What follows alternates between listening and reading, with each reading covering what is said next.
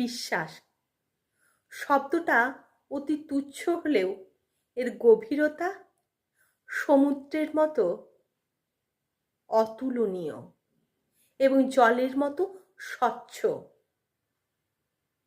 এই বিশ্বাস শব্দটা এক ভাঙা গোড়ার খেলার মধ্যে দিয়ে নিজেকে বিরাজমান রাখে। এই বিশ্বাস শব্দটা অর্জন করতে বহু মানুষের বহুদিন সময় লাগে, আর এটা ভেঙে ফেলতে প্রায় প্রত্যেকটা মানুষেরই এক মুহূর্ত সময় অতিক্রম করতে হয় না। অতি তুচ্ছ মানুষও এই বিশ্বাস শব্দটাকে ভর করে জীবনের সারাটা জীবন কাটিয়ে দিতে পারে। আবার অনেক প্রাচুর্যময় মানুষও এই বিশ্বাস শব্দটাকে ভেঙে ফেলে মুহূর্তে পৃথিবীর কাছে এক নজিরবিহীন ইতিহাস নামে পরিচিতিও লাভ করতে পারে।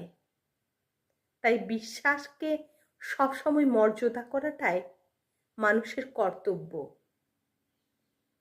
বিশ্বাস ভাঙাটা কোনো বাহুল্যতা নয়, তবে কে প্রতিষ্ঠিত রাখা এবং তাকে মর্যাদা দেওয়া প্রায় প্রত্যেকটি মানুষেরই কর্তব্য বলে আমার মনে হয়। যাই হোক, আজ এই বিশ্বাসকে কেন্দ্র করে আমার ছোট্ট নিবেদন। বিবেক দিয়ে কাউকে বিশ্বাস করলে সেটা হয় বিশ্বাস, আর আবেগ দিয়ে কাউকে বিশ্বাস করলে সেটা হয় অন্ধবিশ্বাস।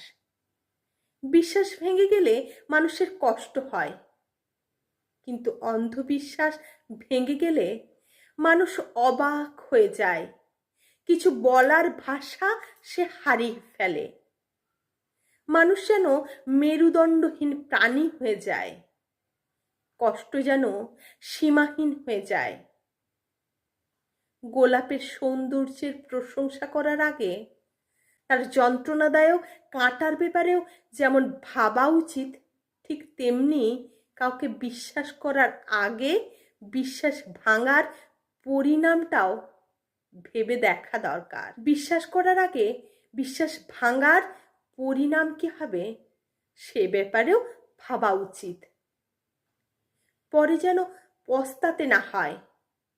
এক হাঁড়ি দুধ নষ্ট করতে যেমন এক ফোঁটা লেবুর রসই যথেষ্ট, ঠিক তেমনি বিশ্বাস নষ্ট করতেও হালকা সন্দেহ করাটাও যথেষ্ট। বিশ্বাস অদ্ভুত একটা জিনিস,